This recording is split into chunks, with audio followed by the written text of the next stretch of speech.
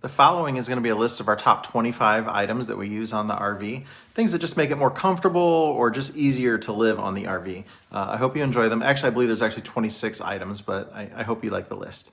There are links in the description to all the items that are available. These are all things that we've purchased from Amazon.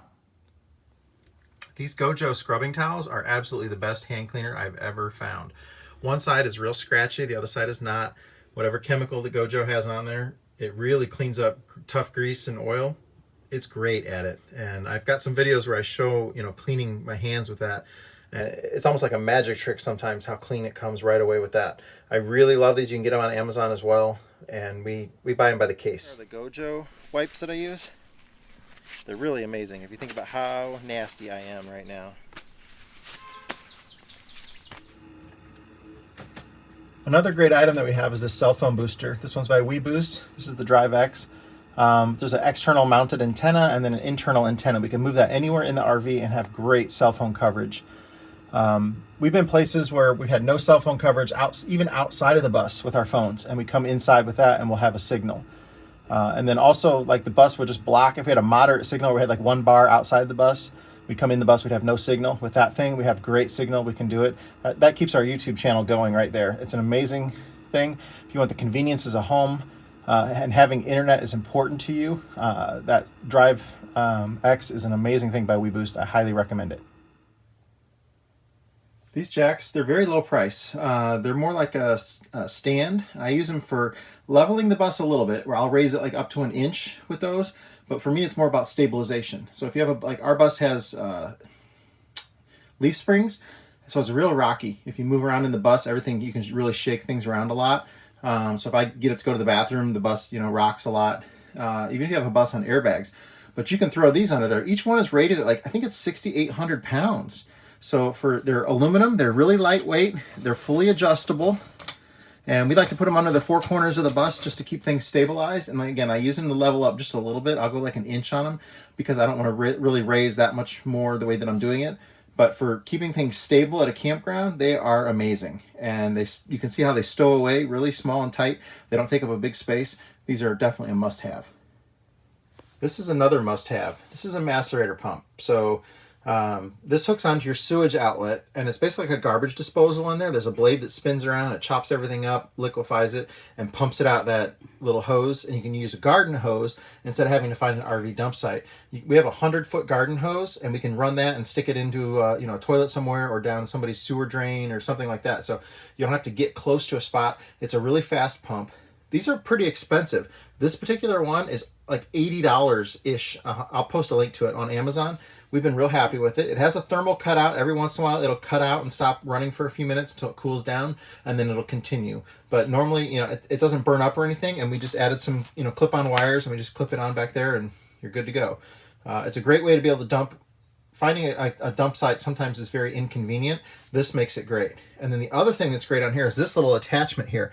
That thing's called a water bandit. You need that for this because this isn't a standard garden hose attachment on there.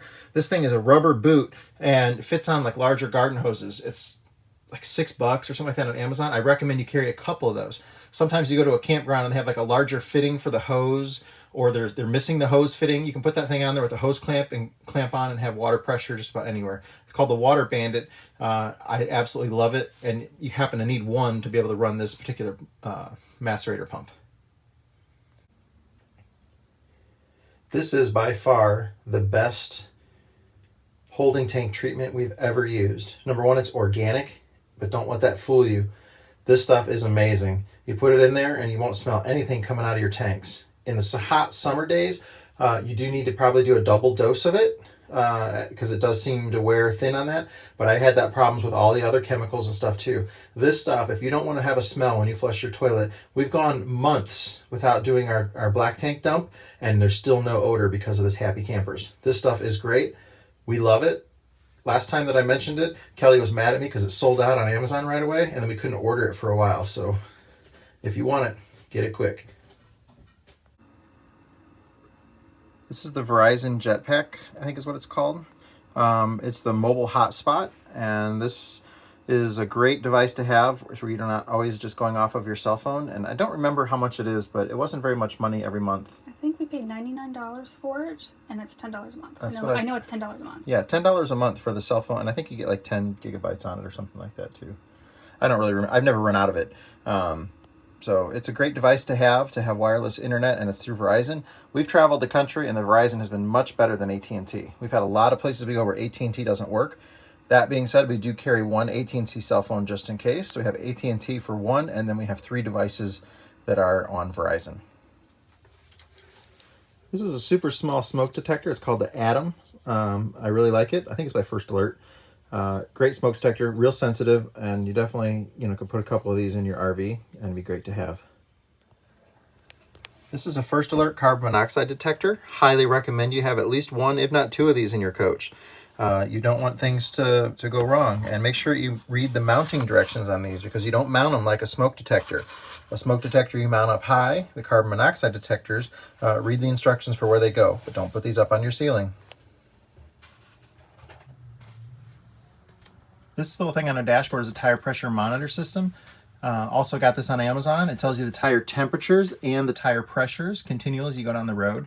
I think it's great. Sometimes I get onto a road surface and there's a vibration or something, and I don't know, is a tire going down? Or I can look at that and nope, it's not a tire going down. It's just the road surface has something going on with it. They're the first one just came in. It's given me a low pressure warning of 74 PSI. I have them set at 75 as the low.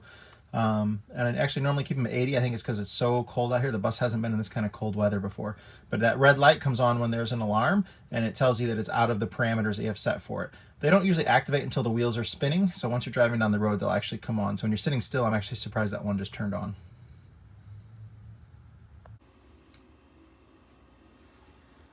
At our computer station, we have several of these plugs throughout the bus. These are smart plugs, and they're controlled by the Amazon device, so you can tell it to turn things on and off. So I really like having these in here too. And then, like, you can say her name and like, Alexa, ask Sam what's the weather. No, I won't get you the weather. Just kidding. Let me see. In Avon, it's 29 degrees Fahrenheit with snow. Tonight, you can look for cold temperatures with a low of 16 degrees. This is a LED light that I mounted in the hallway, and anytime you flick on the water pump, it turns on red, so you don't accidentally leave the water pump on. That can be a problem in the RV if you leave it on and you get, pipe bursts or something comes apart, you don't want to flood a bay or run out of your water. So it's in the hallway. When you come out of the bathroom, you can see that it was on, or if you're in the kitchen, you can notice it. So anytime the water pump is on, and we've got 3-way switches for our water pumps, so no matter where you turn it on from, that light comes on. And it's nice to know that the water pump is on or off. One of our very favorite things, and we're going to actually hit several of them here in a row, are things that are in the kitchen. So in the kitchen on the RV, this induction cooktop, this one happens to be a copper chef one. You just have to have the correct kind of pan. You can't use, it has to be something that's magnetic that'll go on there, so you can't use an aluminum pan. But there's a lot of pans that are available for it. But that thing makes cooking amazing, and we cook off of using our batteries now and don't have to run the generator. We don't have to carry propane. Your insurance company would probably like that. And it stores away, so if she wants to use more counter space for baking or something else up here, this isn't a permanent fixture in here. So it's nice and small, it's lightweight, and she can stow it away in a cabinet. Another item that we use a lot on here is the air fryer. So if you've not used one of these, if you like fried food, you can do this without all the oil. So it's really hot air that circulates in there. It's got a fan. Also, we use this off of the Battleborn batteries. And it's just like a deep fryer basically, or a mix between that and a convection oven or something. So you can make French fries and stuff like that with it. So if you do like some fried food without the oil, it's a lot healthier and it's easy to cook with.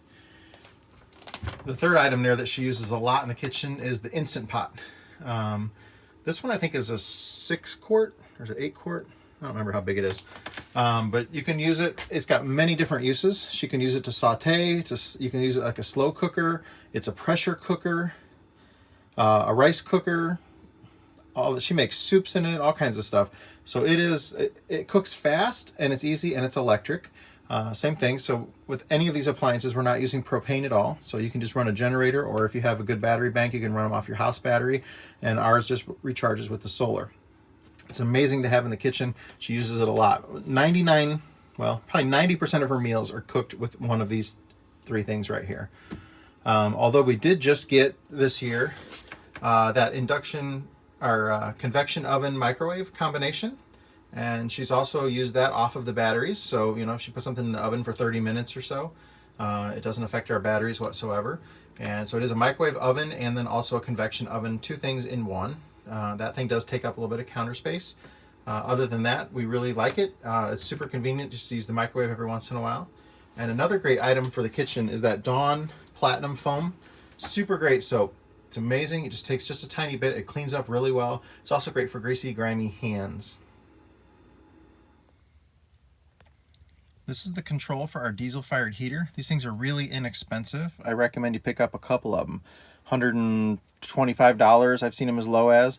You can turn it on and you can set the temperature on it, but it always runs at that temperature. This particular, there's no thermostatic control where it doesn't turn on and off, but we keep it all the way down on low and it more than heats our bedroom. It's 5,000 kilowatts, or I think is how they, I don't remember how they rate it. They don't use BTUs on it, but that's a really high BTU number. It's got a strong fan. It circulates air pretty well. For the price of them, they're an amazing heater. You don't have to have propane. You can run them off of, it's diesel fired, and it's been a great addition to our, we're going to add a couple more. We have these and we love them. So even if you're in traveling in colder weather and you want to be a little bit more energy efficient, you can use these, run them off of your house batteries. They take very little power and you can sleep very warm and comfortably when your bed is warm. This is the mattress pad, so it goes underneath of you. And then the heat rises and it keeps you nice and warm. And this has a left and right control pad, so each side of the bed can set their own temperature. I like the bed warmer. Kelly does not like it as warm as I do.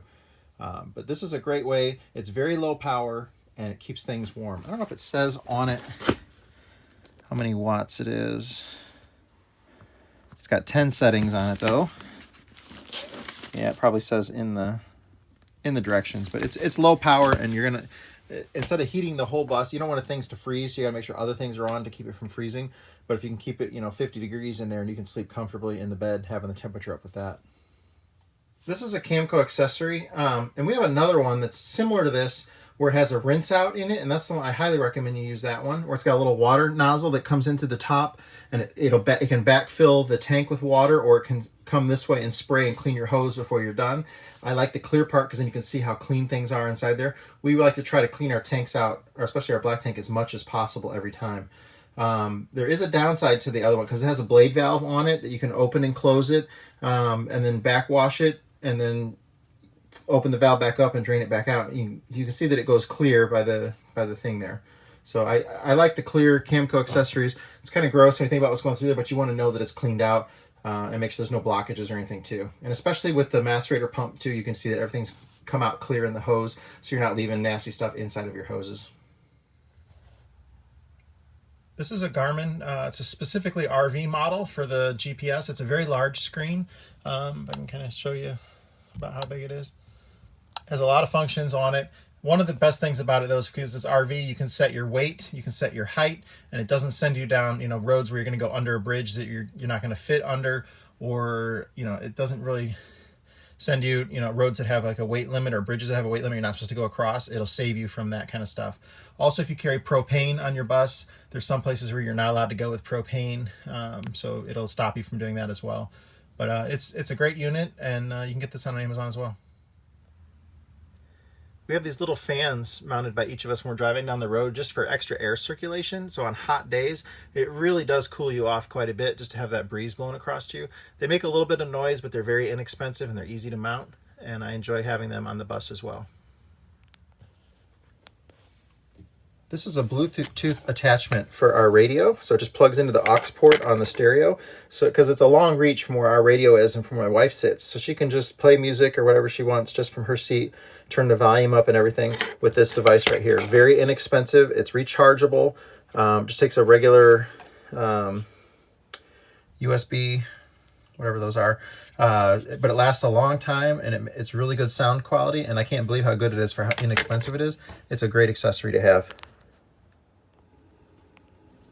Saving space on an RV is really important. This is what Kelly uses for our laundry detergent. So it doesn't take up much room. These are really small. It's called the laundry egg or eco egg. The white one you use for your whites, and then the yellow one is for all of your colors. So it doesn't affect that, but they clean really well. They're very small, and you just throw them in the laundry, in the washing machine with it. And it really gets things clean, and they don't take up a lot of space. We're not carrying big plastic jugs. Environmental footprint of the containers and stuff are also much better. But the best thing is that they actually work.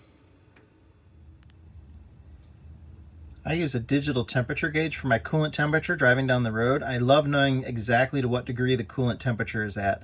I think this is a great addition to, even if you keep your old mechanical one on there, add this as well. Sometimes the needle, you can't tell really between, 200 and 205, or between, like, there'll be a mark at 180 and the next mark's at 150. So you have no idea what you're really at. And this kind of a gauge is very important to have.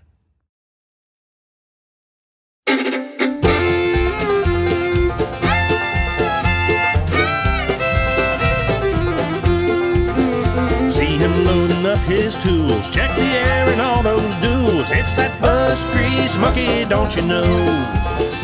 Well, he's got a long hard ride in that pre-war silver sides. Get that bus grease monkey on the road. Well, he's got that hammer down in that 47 Hound. It's that bus grease monkey on the road. He travels all around and he's coming to your town. Get that bus grease monkey down the road.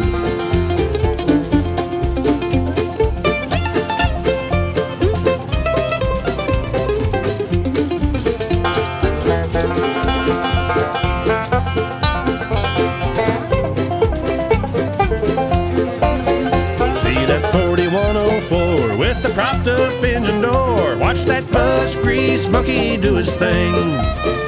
30 years behind that barn, 'cause it don't run worth a darn. Watch that bus grease monkey make it sing. He knows in Detroit there's no doubt, upside down and inside out. It's that bus grease monkey, don't you know? Saving buses far and wide in that old blue silver sides. It's that bus grease monkey, don't you know? It's that bus grease monkey, don't you know? Get that bus grease monkey down the road. It's that bus grease monkey, don't you know?